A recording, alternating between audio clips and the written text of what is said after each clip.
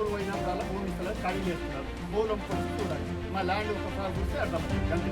రంగారెడ్డి జిల్లా యాచారం మండలంలో ఓ రైతు వినూత్న నిరసన అందరి దృష్టిని ఆకర్షించింది. ఆచి చికెన్ మసాలా. మొగుళ్లవంపు గ్రామానికి చెందిన రైతు పాండురంగారెడ్డి తన కాడెడ్లతో తహసీల్దార్ కార్యాలయానికి వచ్చి నిరసన తెలిపారు. ఎడ్లతో సహా కార్యాలయం లోపలికి ప్రవేశించేందుకు ఆయన ప్రయత్నం చేస్తుండటంతో అందరూ ఆశ్చర్యపోయారు. ఎందుకు ఈ రైతు ఈ ప్రయత్నం చేస్తున్నాడని అందరూ అతన్ని ప్రశ్నించగా, సర్వే నెంబర్ 98లో తమ కుటుంబానికి ఉన్న భూమిలో తన వాటాగా రావాల్సిన 3 ఎకరాల భూమికి పట్టాదారు పాస్ పుస్తకం ఇచ్చి ఆన్లైన్లో నమోదు చేయాలని గత 15 ఏళ్లుగా అధికారుల చుట్టూ తిరుగుతున్నానని ఆవేదన వ్యక్తం చేశాడు పాండురంగారెడ్డి. సమస్య పరిష్కారం కాకపోవడంతో ప్రభుత్వ సంక్షేమ పథకాల ప్రయోజనాలు కూడా తనకు అందడం లేదని వాపోయాడు.